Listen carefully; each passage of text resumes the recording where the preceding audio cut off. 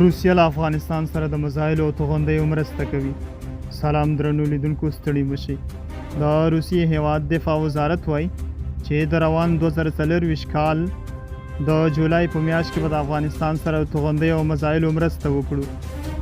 د یاد هیواد دفاع وزارت زیاته کړه چې هغه توغندیو او مزایل طالبانو ته ورکوو کوم چې د اوکراین خلاف جګړه کې مو استعمال کړي او مثبته پایله یې ورکړي.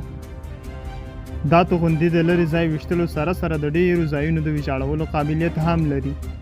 د دې توغندیو شمېر یې نه دی په ډاګه کړی، خو ویلي دي چې د دې توغندیو سره سره به له افغانستان سره د جنگي ټانګونو او الوتکو مرسته هم وکړو.